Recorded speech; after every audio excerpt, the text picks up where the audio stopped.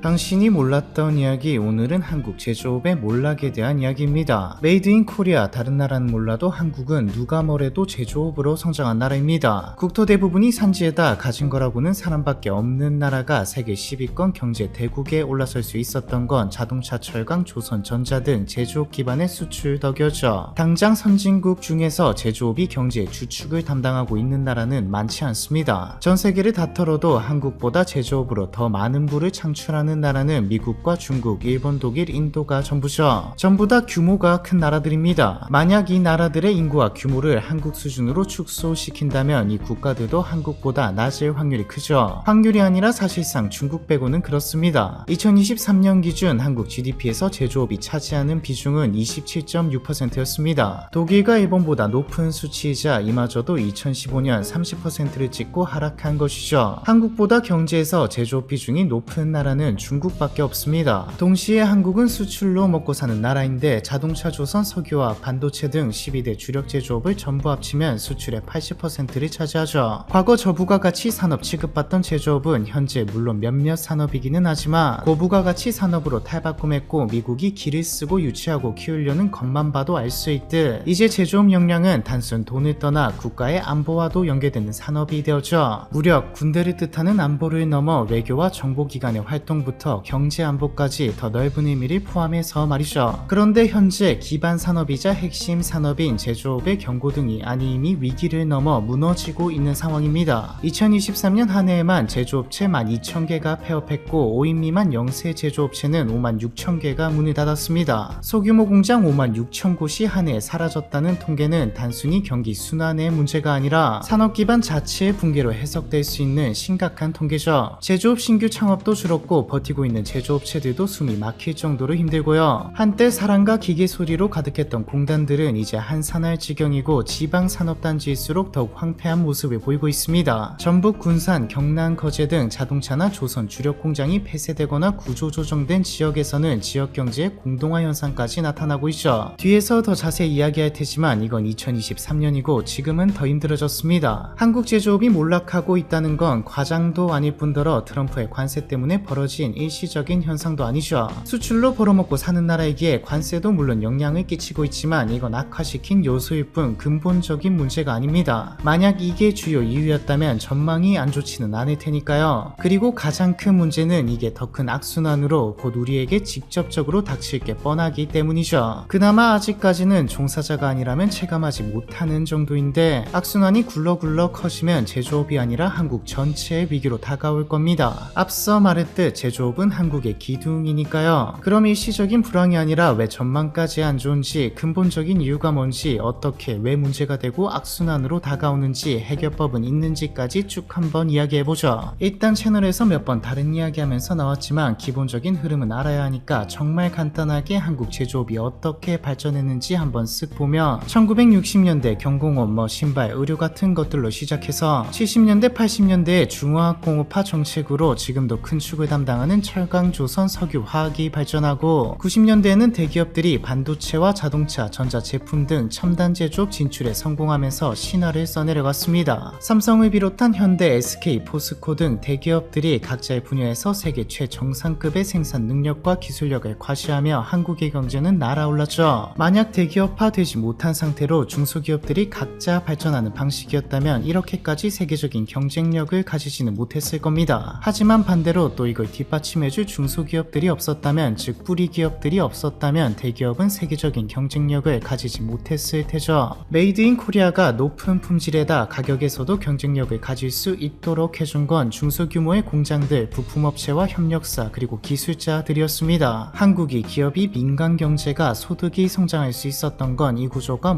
삐걱거리기는 해도 잘 굴러가줘서였죠. 아니 이때까지 잘 해왔는데 이게 잘 굴러갔는데 지금은 왜 안 된다는 것이, 세상이 변한 건가? 이 구조만 잘 굴러가도 지금 제조업의 몰락 영상은 안 만들고 있었을 겁니다. 왜 잘 되었는지 보면 왜 안 되었는지 알 수 있겠죠. 대기업은 가능한 다른 나라보다 더 좋은 기술을 개발하고 더 좋은 품질을 만들려고 노력하고 더 좋은 기획과 설계를 만들어내고 사업을 따오거나 상품 런칭을 준비하며 이걸 중소부품업체와 협력사들이 다른 나라의 기업들보다 비교적 더 낮은 인건비인데 품질이 좋은 것을 무기로 세계 무대에서 경쟁력을 가졌죠. 이렇게 번 돈으로 대기업 기업들은 다시 한번 R&D에 투자하면서 더 부가가치 있는, 더 고도화된, 더 경쟁력 있는 제품과 서비스를 만드는 방식이었습니다. 말이 길지만 한 문장으로 정리하면 다른 나라의 기업보다 경쟁력이 있었다이죠. 원래 경쟁이라는 게 물론 압도적이면 좋지만 경쟁자만 이기면 됩니다. 꼭 1등이 아니더라도 수요 있는 장점이 있다면 팔리죠. 왜 그냥 다른 기업이 아니라 다른 나라의 기업이냐? 국가 상황이랑 기업의 경쟁력은 연결되니까요. 당장 소득이 높은 국가라면 미국이나 독일, 영국 같은 나라라면 가격으로 경쟁력을 가지기란 쉽지 않든 말이죠. 이렇듯 보통의 경우 또 실제로 과거에는 경쟁력들 중에서 모든 부분을 압도하는 국가와 그 국가의 기업은 찾아보기 힘들었습니다. 인건비가 높은 국가의 기업은 완제품의 가격이 높기에 품질로 승부보고, 인건비가 낮다면 완제품이 저렴하다면 가격으로 승부볼 수 있는 경우가 대부분이었죠. 꼭 가격만이 아니라도 마케팅, 디자인, AS 같은 서비스로 승부볼 수도 있고요. 그리고 산업마다 진출하려는 시장마다 공략해내고 경쟁력을 만들 수 있는 파트는 많았습니다. 사람들이 독일차를 비쌈에도 사는 이유는 품질과 더불어 하차감, 내 브랜드 때문이죠. 미국 시장에서 토요타가 다른 이유도 많지만 대표적으로 품질이 좋은데 가격은 싼 포지셔닝으로 성공을 거두었듯 충분히 여러가지 방법으로 상황에 따라 경쟁력을 만들 수 있습니다. 하나의 국가에서 다른 국가와 주요 산업면에서 모든 부분이 겹치는 경우도 거의 없었기에 세계의 시장은 각자의 장단점을 가지고 경쟁하는 장이었기에 한국의 제조업은 기업들은 우리 상황을 생각해보니 이런저런 강점을 가질 수 있다를 분석해 진출하고 계속해서 성장했던 거죠. 하지만 앞서 말했듯 경쟁력이라는 건 상대적입니다. 이 말은 모든 경쟁력 면에서 앞서려고 하는 이미 앞서고 있는 경쟁자가 등장했다는 말이죠. 바로 중국입니다. 물론 내부적으로 경쟁력이 떨어진 것도 있지만 이건 마지막에 가서 이야기해보고 핵심 이유인 중국부터 보죠. 중국과 한국은 산업화 과정에서 중화학공업을 집중 육성하면서 수출로 성장했다는 점에서 비슷한 수준이 아니라 같습니다. 철강, 조선, 자동차, 석유화학, 전자, 반도체 등 한국의 주력 제조업 대부분이 중국이 주력 산업으로 밀고 있는 분야죠. 겹쳐도 너무 겹칩니다. 아니 중국이 부상한 건 한참 전부터인데 왜 지금에 와서 문제가 되냐? 국민 대다수가 중국을 싫어할 정도로 중국에 대한 반감이 심하고 또 동시에 폄하하는 경향도 있지만 이제 중국은 과거의 중국이 아닙니다. 메이드 인 차이나는 더 이상 저품질의 상징이 아니죠. 기술력과 품질에서 중국이 따라잡기 시작했거든요. 사실 따라잡기 시작한 수준이 아니라 대부분의 산업은 추월당했습니다. 기술력과 품질이 비슷한 수준까지 따라온 산업에서는 가격이 못 따라가죠. 여전히 중국의 인건비는 현재 한국으로서는 따라잡을 수 없을 정도로 저렴하니까요. 채널에서 다루었던 농민공처럼 농촌 출신들은 말도 안 되는 저가에 지금도 일하고 있고, 채널에서 다루었던 35세의 저주 영상에서 나왔던 중국은 해고하는 데 딱히 걸림돌이 없기에 핵심 인원 몇 명 빼면 35세쯤 되면 해고해버리고 값싼 인원들로 교체해버리죠. 그리고 중국은 나라에서 말도 안 되는 금액을 쏟아 붓기도 합니다. 분야별로 또 프로젝트별로 엄청 많지만 대표적으로 메이드 인 차이나 2025라고 지난 10년 동안 10대 제조업 분야 세계 1위를 목표로 막대한 돈이 쏟아부었죠. 몇 조가 아니라 몇십 조를 말이죠. 조선업을 보면 질적으로는 지금도 앞서고 있습니다. 하지만 양적으로는 아니죠. 한중일이 전세계 조선 건조량의 90%를 차지하고 있는데 2023년 전세계 신규 선박 수주량의 70% 이상이 중국이었죠. 한국의 점유율은 20% 아래로 떨어졌고요. 그나마 최근 트럼프가 중국의 조선과 해운업을 대놓고 저격하면서 전체적으로 중국산 발주가 줄었고 덕분에 한국도 20% 이상으로 다시 올랐지만 여전히 중국의 점유율은 50% 이상입니다. 질적으로는 한국이 안 되기도 하고 당장 점유율의 20%가 줄어든 데다 경쟁이 더 심화되면 더 줄어들 수도 있는데, 그럼 중국 조선업들은 그 사이 질적 성장도 주춤해지고 폐업하는 회사들도 줄줄이 나오지 않나? 원래라면 맞죠. 하지만 앞서 말했듯 중국은 국가 사업처럼 돈을 때려박아서 유지시키고 있습니다. 중국의 돈을 받는 자국 해운사가 자국 조선소에 대규모 발주를 해주고 국가 주도로 조선소와 기자재, 해양 플랜트, 방산까지 수직 계열화해서 조선 기업들이 절대 죽지 않도록 만들고 있죠. CSSC라고 중국 선박 집단 유항 공사가 있는데 100% 국가가 지분을 가지고 있는 국유 기업입니다. 민간 조선소도 CSSC의 하청 구조에 편입되어 있죠. 비록 국유 기업이지만 CSSC는 중국의 10대 방위 산업체이자 세계에서 가장 큰 조선사고요. 쉽게 말해서 일이 없으면 만들어서라도 준다는 말입니다. 그리고 민간 조선사들을 비롯해 그 위까지 안정적인 자금이 계속 들어오는 동안 질적으로 성장을 추구하는 거죠. 중국이 못 따라잡게 더 뛰어오르면 되는 거 아닌가? 과거를 보면 흐름을 보면 결국에는 어떻게 될지 느낌이 오죠. 대표적으로 LNG 운반선 같이 고부가 가치가 있다고 해도 기본적으로 조선업은 노동 집약적 지적 산업입니다. 2차 세계대전 이후 유럽이 주도하던 조선업을 1960년대 일본이 세계 1위를 점할 수 있었던 이유도 1970년대에 뒤늦게 뛰어든 한국이 1990년대 이후 일본을 꺾고 세계 1위에 올라설 수 있었던 이유도 저렴하고 근면한 노동이 뒷받침되어서였거든요. 일본은 한국에게 추월당한 후 고부가 가치 선박에 집중했습니다. 한국은 이 과정에서 지적 성장까지 이뤄내며 고부가 가치 조선 시장까지 진출했고, 이건 그대로 똑같이 전개되어 한국은 중국에게 추월당한 후 고부가 가치 선박에 집중하고 있죠. 자동차 쪽은 어떨까요? 이게 민간 기업들이 주도하면 전략이 다르겠지만 국가가 사실상 전략을 세우고 따라가는 모양새라 조선업과 비슷합니다. 해외 기업이 가능한 못 들어오도록 틀어막고 내수 시장에서 돈 벌고 문제점을 해결하거나 품질 개선을 하면서 동시에 싼 값으로 해외 진출해서 어떻게든 인식 개선을 하면서 점유율을 높이고 지적 성장까지 이루겠다죠. 중간에서 일어나는 손해나 부진은 내수 시장에서 나라에서 메꿔주겠다입니다. 일단 자동차 생산은 이미 과거부터 중국이 압도적 1위였습니다. 세계의 공장이니 뭐 그렇게 놀랄만한 일은 아니지만 달라진 건 과거에는 다른 나라의 기업이 들어와서 제조 공장을 만든 거고 지금은 생산량의 상당 부분이 중국 자국 기업의 것이 되었다는 것이죠. 저도 요즘 돌아다니다 보면 가끔 BYD 광고가 보입니다. 한국에서는 더럽게 안 팔리지만 또 다른 나라에서는 다르죠. 가격 대비 성능을 무기로 동남아, 남미 같은 시장에 파고들면서 BYD는 전기차 수출 1위이자 점유율 1위를 기록하고 있습니다. 전기차 한정이고 수출은 중국 브랜드가 늘었다고는 하지만 어차피 아직까지는 전부 공장의 역할 아니냐. 2024년 12월 기준 중국 자동차의 세계 시장 점유율은 41%입니다. 전기차, 내연기관, 하이브리드 다 합쳐서 말이죠. 철강도 마찬가지입니다. 보통 철강 이야기를 하면 그 국가의 조강 생산량이 가장 먼저 나오는데 조강은 간단하게 말해서 쇳물입니다. 아직 가공되지 않은 상태의 쇳덩이, 강철 덩어리죠. 철강 제품의 원료의 역할로 후속 공정을 통해서 가공하면 제품이 됩니다. 중국은 전 세계 조강 생산의 55% 이상을 혼자 만들어내는 절대적인 1위 생산국이죠. 2위가 인도인데 7%이고요. 철강의 경우는 또 문제 중 하나가 2000년대 중국이 막 성장하던 시기 글로벌 철강 호황이 불어닥치면서 엄청나게 생산해냈는데 지금은 호황이 끝나버리면서 반대로 중국발 공급 과잉이 되었죠. 중국은 자국 수요 둔화 속에 남는 물량을 해외 저가로 풀어내고 있고요. 그리고 똑같이 고급강 분야에서 여전히 한국의 품질이 높긴 하지만 무섭게 추격하고 있습니다. 전자 디스플레이 쪽도 BOE, CSOT 같은 중국 업체들이 LCD를 장악했고 스마트폰 패널 시장은 70%를 중국 업체가 점령했죠. 다만 전자 디스플레이 쪽은 낮은 인건비로만 밀어붙일 수 있는 분야가 아니라 여전히 한국이 우위를 점하는 분야가 대부분입니다. 문제는 격차가 엄청나게 빠른 속도로 줄어들고 있다는 거고 대부분의 전망도 중국이 추월할 것이라는 거죠. 정부의 대규모 투자와 지원이 있기에 기업들은 적자를 보든 뭐든 따라잡을 때까지는 멈출 생각이 없고요. 전망에 대한 근거는 뒤에 국내적인 문제를 이야기할 때 같이 하고 만약 기술력, 품질에서 따라잡힌다면 중국은 저가에 쫙 풀면서 점유율을 올릴 겁니다. 지금 스마트폰 시장이 좀 비슷하죠. 2025년 2분기 기준 전세계 점유율 1위는 삼성, 2위가 애플, 3위부터 5위까지는 전부 중국이 차지했습니다. 삼성은 19%, 애플은 16%인데 당장 3위인 샤오미가 15%죠. 이제 스마트폰 시장을 애플과 삼성이 양분한다고 보기는 힘들게 되었습니다. 동남아와 인도 같은 신흥 시장을 중국이 싹쓸이하고 있거든요. 이제는 인구 1위가 된 인도 시장은 순서대로 비보, 샤오미, 오포, 애플, 삼성 순입니다. 동남아에서도 2023년 초까지는 삼성전자가 압도적 1위를 차지하고 있었지만 이제 삼성전자는 4위죠. 1위를 차지한 트렌션은 10에서 20만원 정도의 스마트폰을 판매하는 중국 업체입니다. 2위와 3위는 샤오미와 오포로 둘 다 중국 기업이고요. 그리고 반도체는 여전히 한국이 세계 최고 수준을 유지하고 있는 분야입니다. 한국을 먹여 살리는 산업이자 이것도 인건비로 밀어붙인다고 되는 분야가 아니죠. 특히 메모리 반도체 분야에서는 삼성과 하이닉스가 세계 시장 점유율 과반을 차지하고 있습니다. 하지만 반도체도 중국이 미친 듯이 쫓아오고 있죠. 그나마 미국의 대중국 수출 통제로 늦어지고 있지만 앞서 나온 다른 산업과 같이 정부가 막대한 지원을 하고 있습니다. 석유화학도 마찬가지고요. 다른 산업도 많지만 다 비슷한 맥락이라 여기까지만 보죠. 정리하면 한국의 산업과 중국이 밀고 있는 산업이 전부 다 겹치고 일반적인 환경이라면 따라잡기 전에 심한 적자를 보면서 기업이 망하게 되는 경우가 혹은 임수합병 해버리는 경우도 있지만 중국은 국가 차원에서 따라잡을 때까지 하겠다는 생각으로 돈을 갖다 받고 있고 저렴한 인건비에다 세대를 거치면서 인력의 질도 높아졌죠. 당장 전세계 탑100 AI 과학자의 절반이 중국인이고 있고, 여기다 탑백안의 AI 과학자 중 미국에서 활동하는 숫자가 20명 정도인데 여기서 절반도 중국계입니다. 역사적인 흐름을 보면 일본이 저가로 점유율을 먹은 뒤 혁신과 고품질로 성장했고, 그 다음 한국이 이렇게 부상했고, 그리고 이제 중국이 부상하는 단계죠. 한중일 중 지금 가장 많은 기술 혁신이 미래의 인재가 많은 곳은 누가 봐도 중국입니다. 그리고 중국은 공정하게만 하려고 하지도 않습니다. 다른 국가의 기업에도 마찬가지지만 특히 한국이 산업이 겹쳐있고 품질에서 앞서 있으니 한국 기업들의 산업 스파이 짓을 엄청나게 하고 있죠. 진짜 스파이를 보내기도 하고 국내 기업의 인물에게 돈을 주고 빼돌리기까지 하고요. 대기업의 제조도 물량 공세, 저가 공세에다 품질까지 따라잡히고 있는데 중소제조업들은 당연히 다 따라잡혔습니다. 중소제조업의 모든 분야가 이때까지 말한 것들이 똑같이 적용되죠. 한국 중소제조업이 중국에게 단가든 품질이든 따라잡힌 건 그들이 게을렀던 거 아니냐, 그리고 한국도 여기서 더 발전하면 되는 거 아니냐. 중소제조업이 붕괴한 수준이 된 건 구조적 문제에 더 가깝습니다. 즉 중국 이야기 끝나면 한다고 했던 내부적인 문제를 보면 알 수 있죠. 너무 많이 들어보셨을 겁니다. 지방공장 중소제조업에 일할 사람이 없다, 인력난이다. 실제로 가장 큰 문제가 인력 부족과 고령화죠. 여기에 하나 더 기술 경쟁력 정체도 있습니다. 임금이 낮은 건 중소제조업이라서가 아니라 한국 중소제조업의 기술 경쟁력이 떨어졌기 때문에, 즉 저부가 가치에서 벗어나지 못했기 때문이기에 같은 말이고요. 왜 이렇게 된 걸까요?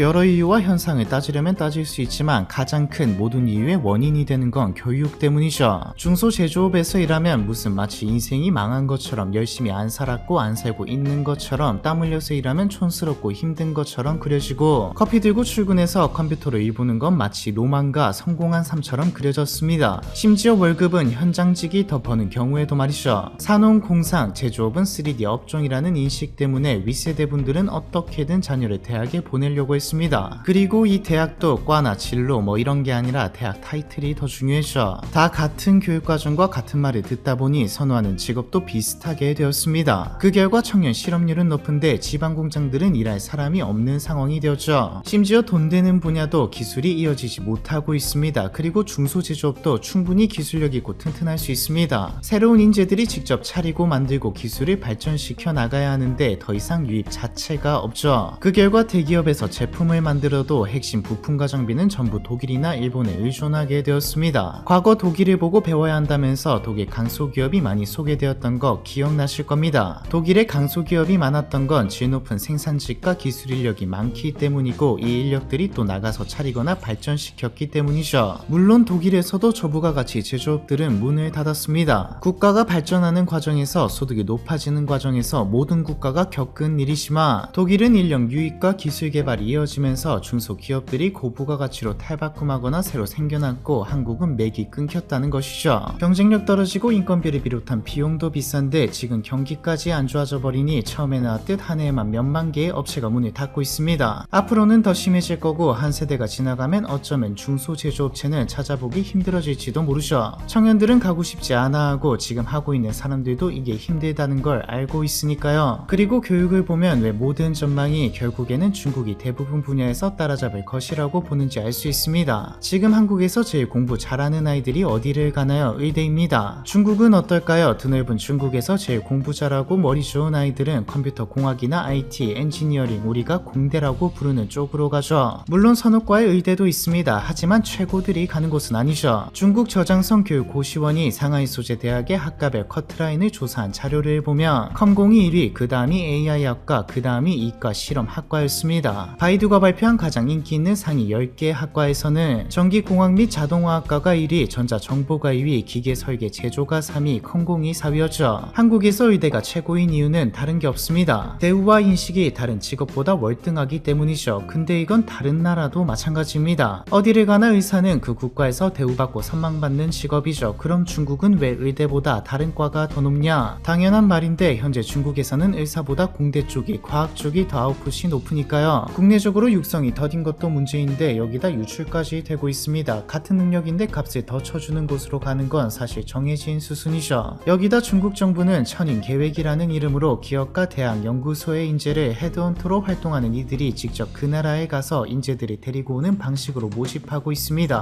혹할 만한 연봉과 조건으로 말이죠. 대우가 이렇게 차이나다 보니 한국의 인구 1만 명당 AI 기술 보유자의 순 유출입은 마이너스 6.36명으로 OECD 38국 중 AI 인재 유출이 넷째로 많은 국가입니다. 고급 인력의 대상을 과학 분야 전체로 넓혀도 해외 순유출 규모가 주요국보다 높죠. 한국에서 나간 인원의 대부분은 중국과 미국으로 향합니다. 정년 이후 한국에 있고도 싶었지만 아무도 나를 잡지 않았다. 한국물리학회 회장, 기초과학 관련 학회 협의체 회장까지 역임했던 국내 물리학계에서 영향력이 컸던 이영백 석학이 한 말입니다. 2019년 중국 푸단대 석좌 교수가 되셨죠. 인터뷰에서 한 말들을 보면 현재 중국에서 이공계 인물들에게 어떤 대우를 해주는지 엿볼 수 있습니다. 푸단대에서 원사급의 자격을 줬다. 중국은 지역별로 갖고 있는 연구기관과 연구 지원금이 있어 연구비를 받을 곳이 다양하다. 중국 과학의 미래가 밝은 이유는 청소년부터 과학자란 직업이 최고의 직업으로 인식되고 있는 것이다. 1335만 명 중 상위 0.01%가 입학할 수 있어서 푸단대 학생들은 엄청난 경쟁을 뚫고 들어와 과학자를 꿈꾸고 있다는 자부심이 강하다. 참고로 원사급은 중국 국가과학자 우대 정책의 일환 중 하나인데 원사로 인정받으면 차관급 대우와 예우를 평생 받을 수 있습니다. 내부적으로 교육의 방향이 잘못 잡힌, 아니 어쩌면 국가의 전략 방향이 잘못 잡혀있는 상황에서 한국의 일자리를 견인하고 그 밑에 하청, 협력사들의 일자리까지 견인해야 할 대기업은 해외로 나가고 있죠. 얼마 전에 다루었던 코리아 오프쇼어링 영상에서 자세히 설명한 내용이라 간단하게만 보면 까놓고 말해서 현재 기업들은 제조시설을 한국에 지을 이유가 없습니다. 저부가가치 제조는 인건비가 낮은 나라로 고부가가치 제조는 비용이 문제가 아니라 인재 유치가 더 중요하기에 인재 질이 높고 많은 곳으로 떠나거든요. 미국 내에서 일자리 창출을 가장 많이 하는 국가가 한국입니다. 미국은 자국에 투자하고 일자리 만들어주는데 반대할 이유도 없고 오히려 유치하려고 세금 인하에다 공항까지 지어주죠. 기업 입장에서는 훨씬 더 유리한 조건에서 운영할 수 있는 데다 그 국가 시장에 진출하기도 좋습니다. 수출 국가라는 점에서 알 수 있듯 기업들이 수익을 올리는 건 내수가 아니라 해외기에 진짜 안 나갈 이유가 없죠. 국내 경영 환경을 봐도 인건비, 환경, 규제, 노동시장, 세금까지 우리가 경쟁해야 하는 하고 있는 국가들 대비 메리트가 없는 상황입니다.